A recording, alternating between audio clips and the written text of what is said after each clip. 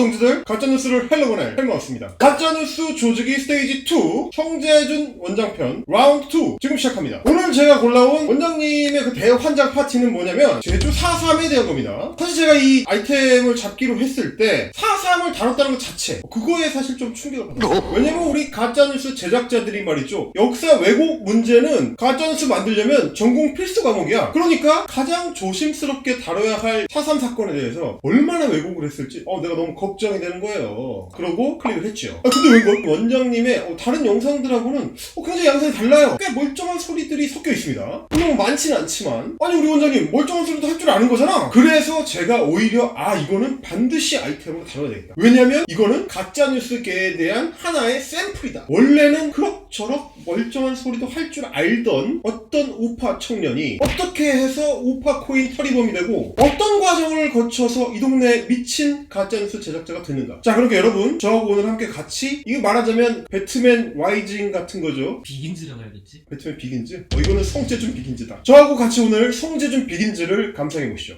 일단 한번 들어보겠습니다. 설민석 강사님이신 것 같은데, 그분이 이제 4.3 사건에 대해서 얘기했던 부분들에 대해서 왜곡되거나 아니면 잘못된 부분들에 대해서 오늘 좀 제가 짚어드리고자 합니다. 제주도 4.3 사건 같은 경우는 광주 민주화 운동과는 완전히 성격을 달리합니다. 두 가지 운동 같은 경우는 완전히 이제 별개라는 것을 우리가 좀 명심을 해야 되고요. 즉 광주 민주화 운동 같은 경우는 민주화 운동이었던 것이고, 제주도 4.3 사건 같은 경우는 민주화 운동이 아닙니다. 그거는 이제 이따가도 제가 정확하게 말씀을 드리겠지만, 그거는 남로당이 주체로 해가지고 일어난 폭동 사건이죠. 그렇죠? 그거를 일단 우리가 명확하게 해야 되는 거. 제가 이 부분을 처음에 듣고 깜짝 놀라버렸어요. 이게 사실 영상이 시작되고 나서 한 40초 정도 됐을 때거든요. 아니 생각보다 너무 멀쩡한 소리를 하잖아. 이 대목에서는 우리 원장님이 제주 4.3하고 광주 5.18하고 명확하게 구분을 하는 그런 분별력을 보여주십니다. 깜짝 놀랄 일이죠. 제주 4.3에는 뭐냐? 남로당 공산주의자들 중심의 무장 봉기가 있었다. 그러나 80년 광주에는 그런 남로당 같은 세력이 없었다. 그래서 뭐냐? 광주는 시민들이 주체가 된 민주화 운동이다. 전두환 신군부의 군사 독재에 대한 저항이다. 이런 차이점을 명확하게 구분을 하고 있단 말이죠. 이거 뭐냐면 당인들이 주장하는 북한군 개입설이라든지 자유한국당의 우리 김진태 의원이라든지 김술래 의원이라든지 그런 헛소리하고는 선을 딱 긋는다. 멀쩡한데? 자, 그러니까 이 정도만 해도 조직 포인트 없는 거 아니야? 물론 저의 그런 착각은 그 뒤에 20초 안에 깨집니다. 우리 원장님이 그러실 리가 없어요. 이후에 이야기를 들어보면 또 엉뚱한 방향으로 가버리십니다. 자, 어떤 식으로 얘기하는지 한번 들어보시죠. 제주도 4.3 사건을 통해 가지고 민간인이 학살당했다, 맞는 얘기입니다. 민간인도 어느 정도 학살을 당했고, 물론 구체적으로 몇 명이 민간인이 무고하게 학살을 당했는지를 우리가 알 수가 없죠. 몇 명이 학살당했는지 알 수 없다? 이렇게 뭘 알 수 없어. 자, 제주 4.3 특별법에 의해서 진상조사위원회가 꾸려져서 몇 년 동안 조사를 했단 말이에요. 그래서 결과보고서가 이미 다 나왔어요. 그 당시에 조사위원회에 신고된 희생자 숫자만 해도 14,028명이란 말이야. 심지어 조사위원회에서는 말이죠, 신고를 못하거나 피해를 명확하게 확인 못한 피해자까지 포괄하게 되면은 약 한 25,000명에서 최대 30,000명까지 될 수 있다. 이게 조사위원회 입장이거든요. 당시 제주도 인구가 한 30만에서 50만 사이 정도 됐을 거라고 하거든요. 엄청난 숫자인 거야 사실은. 성재준 원장님의 사고 구조에서는 그게 뭐냐면 구체적으로 몇 명의 민간인이 무고하게 희생됐는지 알 수가 없다. 몇만 명의 희생자들 사이에 남로당 무장대가 섞여 있으니까 나머지 숫자도 신뢰할 수 없다. 과연 그럴까요? 자, 실제 당시에 무장대는 몇 명이다? 이것도 진상조사 보고서에 다 들어있습니다. 4월 3일 당일에 동원된 무장대 약 350명 정도로 추정되고요. 4.3 사건 전체 기간에 걸쳐서 무장 세력이 한 500명 정도 선으로 추정이 됩니다. 이걸 넘지 않았다. 이게 진상조사 결과예요. 그런데 그 500명 때문에 나머지 수만 명의 희생자들이 정확하게 알 수 없다? 말이 되는 소리 해야지. 아니 그게 왜 추산이 안 돼? 15,000명이나 치면은 500명 빼면 되잖아. 그럼 14,500명이잖아. 산수 못해 산수? 사별성이라고 그러고 산수도 못하고 뭐야? 왜 이런 헛소리를 하느냐면 당시에 제주도에서 어떤 일들이 벌어졌는지를 제대로 인지를 못하고 있어서 그래요. 자, 당시에 토벌대가 소위 토벌작전이라는 걸 벌일 때 말이죠, 해안 지역을 제외한 한라산 중턱 이상에 살던 중산간 지역의 주민들, 그 사람들 다 자기 집 버리고 해안가로 다 내려와라, 이런 명령을 내립니다. 왜냐? 남로당 무장대들이 산간 지역에 숨어서 빨치산 활동을 하니까 그거 토벌하겠다는 명목이에요. 그래서 그 시간 이후로 중산간 지역에서 발견되는 사람은 전부 다 남로당으로 취급한다. 다 죽여버리겠다. 그래서 실제 실제로 마을 단위의 학살이 벌어집니다. 무장대를 추격해서 돌아다니다가 마을에 사람들이 남아있으면 그 마을 싹을 다 죽이는 거야. 구분을 안 해요. 그리고 그렇게 죽인 사람들을 아무렇게나 방치하거나 아니면 그냥 구덩이 파가지고 다 그냥 한꺼번에 묻어버립니다. 그러면 우리가 뭐를 못하느냐? 그 사람들 중에서 실제 남로당 사람이 누구고 일반 시민들이 누군지를 구분을 할 수가 없어. 애초에 토벌 때도 그거를 구분할 생각이 없었어. 당시의 구체적인 희생자 통계를 보면 더 처참합니다. 남로당 무장대가 죽인 희생자들이 12.6% 정도 됩니다. 민간인 희생자를 80% 정도 토벌대가 죽였어요. 그렇게 1만 명이 넘는 사람을 토벌대가 죽였어. 도대체 그러면 그 토벌대는 누구를 토벌하기 위한 거야? 이거는 미군이 만든 통계랑도 일치하기 때문에 거의 뭐 오차가 없다 이렇게 볼 수 있는 거고, 특히 심각한 건 뭐냐면 10세 이하의 어린이가 몇 명이냐? 814명. 그리고 61세 이상의 노인이 몇 명이냐? 860명입니다. 이 둘을 합치면 전체 피해자의 무려 12%, 여성 피해자가 무려 2,985명. 그러니까 뭐냐면 남녀노소를 구분하지 않고 죽일 수 있는 사람들은 다 죽였다. 이거는 학살이다. 어쨌든 10세 이하 어린이 814명이 무장대가 아니란 건 확실하잖아. 그렇지. 10살도 안 되는 어린애들이 남로당 무장대라고 생각해서 죽이진 않았을 거 아니야. 그냥 죽인 거죠, 그냥. 이게 얼마나 끔찍한 장면이었는지 여러분 제가 보고서의 한 대목을 읽어드릴게요. 이윤도는 젖먹이가 죽은 엄마 앞에서 바둥거리자 칼로 아기를 찔러 위로 치켜들며 위세를 보였습니다. 자, 이런 상황이에요. 이거는 말이죠, 4.3 사건이 어떤 성격이었는지를 또렷하게 보여주는 거예요. 이거는 전시에도 하면 안 되는 짓이야. 이렇게 하면 전쟁 시에도 이거는 전범이에요, 전범. 이런 끔찍한 방식으로 인륜을 넘어서는 방식으로는 전쟁에서도 사람을 죽이면 안 된다는 게 국제협약의 기본이에요. 근데 이거는 뭐냐? 민간인을, 그것도 젖먹이를, 이런 끔찍한 짓을 저질렀다. 이게 당시 제주의 상황이란 말이야. 이거는 제네바 협정 같은 국제협약에서 절대로 하면 안 된다고 금지해놓고 있는 제노사이드. 절대 하면 안 되는 거. 민간인에 대한 고문, 민간인에 대한 살인, 대량 파괴와 약탈, 재판 없는 처형. 절대 하지 말라고 했던 이 모든 짓거리가 당시 제주도에서 전부 다 벌어졌습니다. 자, 이런 끔찍한 상황에서 가짜뉴스 제작자들이 요구하는 게 뭐냐? 남로당 종자들을 뽑아내서 순수하게 모은 무고한 희생자들만 추려가지고 나한테 갖고 와라, 이런 얘기예요. 그게 말이 되냐? 쥐는 순도 100% 가짜뉴스 만들면서 뭐 100% 순수하고 무고한 사람만 가져와라, 그러면 내가 인정하겠다. 이건 무슨 소리냐? 인정 안 하겠다는 거야. 조건 못 맞추면 나 인정 못해, 이런 소리거든. 이건 뭐냐면 국가의 책임과 개인의 책임을 구분 못하는 거예요. 단적인 예로 국가가 특정 시민한테 벌을 주고 싶다. 그러면 그 시민이 죄를 지었다는 거를 국가가 입증을 해야 돼요. 이거 마찬가지죠. 만약에 제주 4.3 사건 희생자들 중에서 남로당 사람들이 섞여 있다면 그걸 구분하고 뽑아내는 거 국가가 해야 돼. 그걸 못한다 그러면 당연히 그 희생자들이 전부 무고한 희생자들이라고 가정을 할 수밖에 없는 거예요. 그게 바로 우리 국가의 책임이라는 겁니다. 근데 우리 원장님은 앵무새처럼 이 말만 반복합니다. 다시 한번 들어보시죠. 민간인이 학살을 당했다라고 해서 그 운동이 가지고 있었던 공산주의적, 사회주의적 성격이 와해돼서는 안 된다는 것이 아주 중요한 특징입니다. 야, 민간인이 학살당했는데 무슨 소리 하고 있는 거야? 이런 식으로 이제 우리가 프레임을 씌워가지고 패러다임 쪽으로 몰아가게 되면은 이거는 우리가 역사적인 사건에 대해서 제대로 판결을 못하게 됩니다. 민간인 학살당했지만 그 운동 자체가 공산주의, 사회주의를 위한 남로당 주체의 협동이었다는 것은 전혀 우리가 생각을 안 해서는 안 되는 부분들입니다. 근데 우리가 어떻게 남로당에 대한 얘기를 하나도 안 하면서 제주도가 그냥 아무 이유 없이 사회주의 섬이랑 낙인 찍혀버렸다, 그냥 저렇게 얘기하는 게 뭐가 도대체 말이 되겠어요? 아니 그니까 그 남로당이 저지른 짓에 대해서 누구도 부정하지 않아요. 설민석 강사님, 그 양반이 말이죠, 4.3 사건이 남로당의 무장봉기에서부터 시작됐다는 거 부정했을까요? 실제 강연 얘기를 한번 들어보시죠.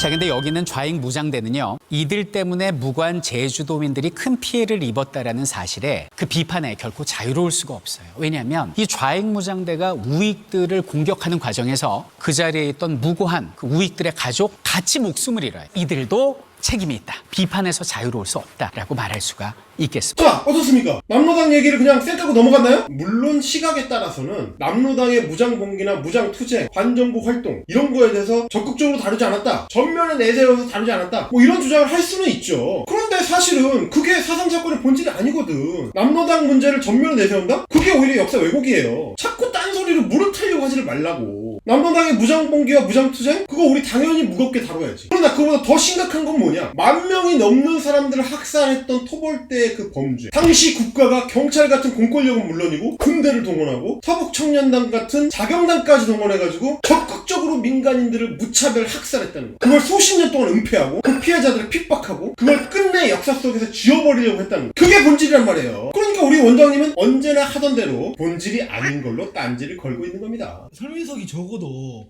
요강의 요 부분만큼은 제대로 얘기를 했는데 제대로 말한 걸 지 맘대로 역사 왜곡으로 만들어 놓고 지가 알아서 바로 잡는데 바로 잡는 과정에서 삐뚤게 바로 해서가지고 하지나 말든가. 하면 할수록 엉망이 돼. 마이너스의 손이야 아주 그냥.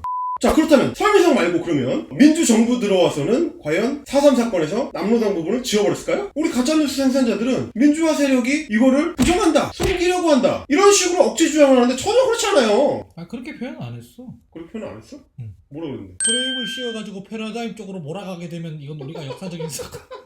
아니 그냥 프레임을 씌운다고 하면 안 돼? 자, 여러분, 소위 민주화 세력들도 그 누구보다 이 4.3이라는 사건의 복잡성을 잘 알고 있어요. 그렇기 때문에 명칭에서부터 벌써 차이를 두고 있어요. 광주 민주화 운동, 부마 항쟁, 4.3 사건 다 다르죠. 각각 다 결이 다르다는 걸 알고 있는 거죠. 항쟁이나 민주화 운동만 해도 그 민주화라는 기치하고 연결이 되도록 돼 있는데 왜 제주 4.3만 사건일까요? 왜긴 왜야? 남로당 무장봉기가 끼어있기 때문이죠. 그래서 4.3은 공식 명칭 자체가 제주 4.3 사건입니다. 여기까지 같이 살펴야 한국 사회에서 4.3 사건이 어떻게 다뤄지고 있는지를 알 수 있는 겁니다.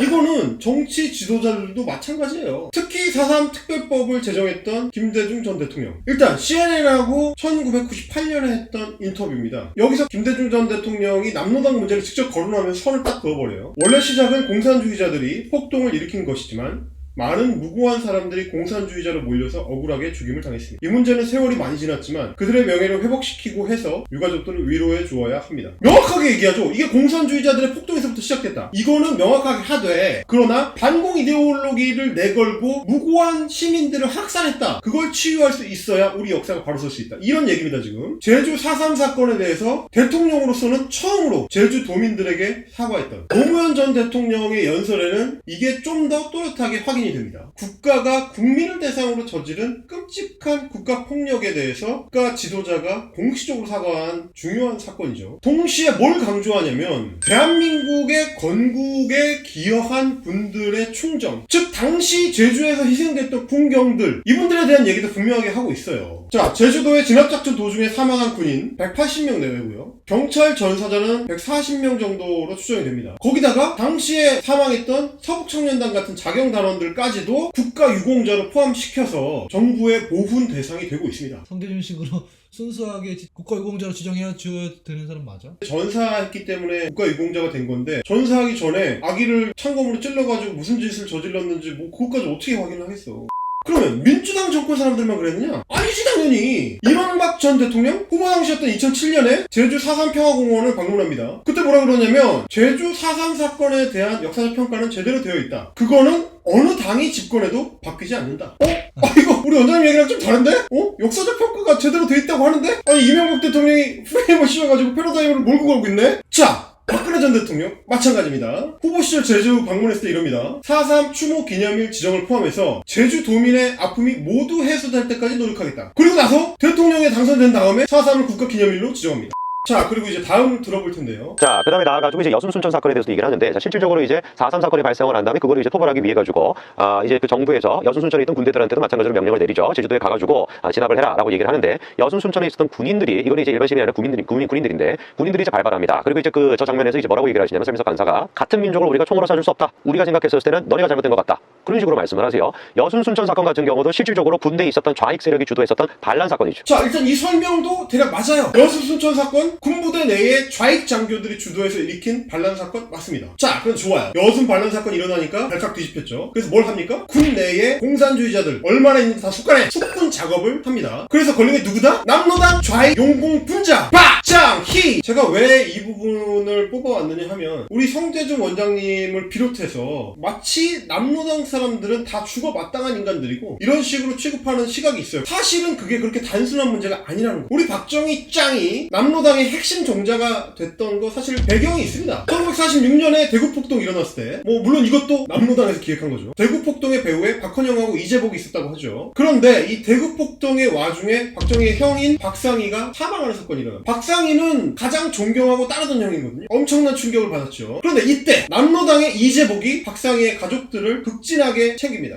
우리 정의장이 이 어느 시점에 회유가 돼버립니다. 대한민국 국군 장교가 남로당의 일원이 된 거죠. 게다가 남로당의 군사 총책 이재복이 직접 회유한, 말하자면 이재복 직계지. 그래서 당시에 박정희가 남로당 내에서도 급이 졸라 높았어요. 그럼 박정희가 숙군 사업에서 그냥 딱 걸립니다. 딱 걸리고 어떻게 합니까? 다른 조직원들 그냥 슬슬슬 그냥 다 물어버려. 그리고 자기는 사형을 면하지. 그러고 난 다음에 6.25 와중에 국군에 복직을 하고 1961년에는 군사 쿠데타를 일으켜서 1963년에는 대통령이 되죠. 물론 박정희가 얼마나 골수 공산주의자였는지는 우리가 알 수가 없죠. 남로당에 가담할 때도 형과 관련된 어떤 사연이 있었던 거잖아요. 그러면 그 당시에 남로당에 가담했었던 사람들 중에서 다른 많은 사람들도 각각의 사연, 각각의 신념, 각각의 고민들이 있었을 거라는 말입니다. 그러면 남로 당원들도 아니고 남로당 옆에서 같이 시위했었던 사람들은 어떻습니까? 두말할 나위가 없지. 자, 당시 해방 직후 대한민국은 혼란 그 자체였어요. 지금에 와서는 우리가 북한을 시스템으로 완전히 압도하고 압살하는 수준이죠. 근데 당시 사람들 입장에서는 그게 그렇게 간단한 문제가 아니에요. 잘 보이질 않아요. 그게 어느 쪽 정부가 더 좋은 정부가 될지 나중까지 살아남을지 그거를 확신할 수가 없었던 시점이에요. 그때가. 그러니까 이걸 합쳐서 통일정부를 만드는 게 맞는지, 남한만 그냥 먼저 따로 단독정부를 만드는 게 맞는지, 그런 걸 판단하기가 쉽지 않았다, 이런 얘기거든요. 그리고 우리 정의장은 그런 혼란스러웠던 사람들 중에 한 명이었다. 자, 해방 직후에 대한민국의 정체에 아직 확신이 없었던 사람들 엄청 많습니다. 그 사람들을 다 죽여버려야 될 사람들을 몰아간다? 그러면 누구부터 죽여야 되냐면 박정희부터 죽여야 돼. 적어도 박정희는 절대 대통령이 돼서는 안 되는 사람이라고. 그러니까 제주도에서 죽어간 사람들 입장에서는 이게 얼마나 억울하겠어요. 아니 자기들은 죽어서도 우리 성재준 원장님 같은 우익들한테 의심을 받고 있는데 박정희는 살아서 대통령 되고 성재준 원장님 같은 우익들한테 숭상받고, 이게 얼마나 황당한 일이야 그 사람들 입장에서는. 그러니까 원장님, 역사라는 게 말이죠, 그렇게 단순하지가 않아요. 아이러니가 넘쳐 흘러. 남로당하던 인간이 군사 쿠데타 일으켜가지고 반공 대통령이 된 거야. 그런 역사를 단순하게 선악으로 구분하려고 하면은 반드시 실패하게 돼 있어.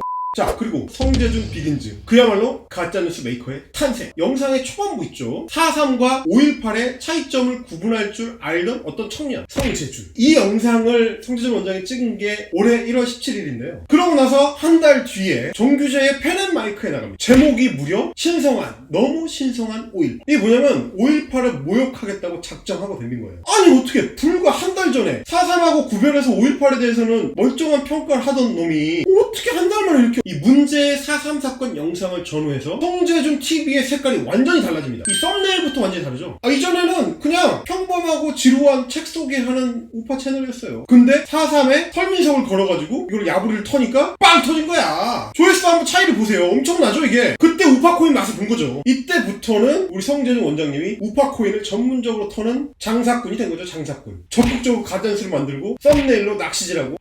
원장님 돈 좋지. 나도 돈 좋아해. 근데 말이죠, 사람이 양심이라는 게 있고 정도라는 게 있어요. 자, 오늘도 우리 성재준이를 탈탈 털어봤습니다. 다음 편에는 가짜뉴스 스테이지 2 성재준 편 라운드 3가 이어지려고 했는데 제가 아주 재밌는 그 번외편을 하나 발견을 해가지고 일단 먼저 번외편을 가볍게 조지고 마지막에 우리가 3편을 내리달리도록 하겠습니다. 오늘은 여기까지. 구독은 동지, 제보는 팀플. 반갑습니다. 성재준입니다. 뭐래? 예!